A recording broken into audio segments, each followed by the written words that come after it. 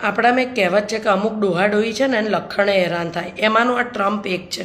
હરામખોર 2 મહિનાથી લોહી પી ગયો છે, પોતાના રમકડા લઈને રમ્યા કરે છે. પહેલાં તો મને એ નથી ખબર પડતી નવરીના કે તારે કોકના ઝઘડામાં ટાંટીઓ નાખ્યો જ કેમ, અને જો તારા લીધે અમારે કંઈ બી ભોગવવાનું આવ્યું ને તો મારી મેલડીમાં સાક્ષાત તને પહોંચશે. નાલાયક લોહી પી ગયો છે, 2 મહિનાથી આમથી આમ રખડ્યા કરે છે, ઇંગ્લિશમાં ઇન્ટરવ્યૂ આલ્યા કરે છે. તારી હોળીમાં છે ને ગેસના બાટલાનું ટેન્શન થઈ ગયું છે અમને, તારી હોળીમાં નોકરીઓનું ટેન્શન થઈ ગયું છે અમને. લોહી પી ગયો છું સાલા, ઘરમાં ચોંટના. તારા બૈરી તારા છોકરા તને કાબૂમાં નહીં રાખતા ડોકરા.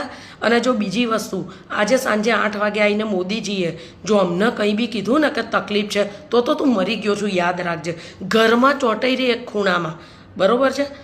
યોગા કરીએ છીએ કેમ કે સારું જીવી શકાય, સ્વસ્થ જીવાય. ખાવાનું છોડી દીધું છે, ખાંડ ને બધું, કેમ કે લાંબુ જીવાય. અને તું નવરીના ટ્રેક્ટર લઈને અમારી જિંદગીની વાહે પડી ગયો છું.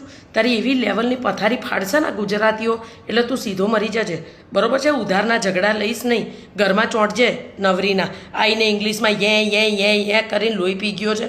પગ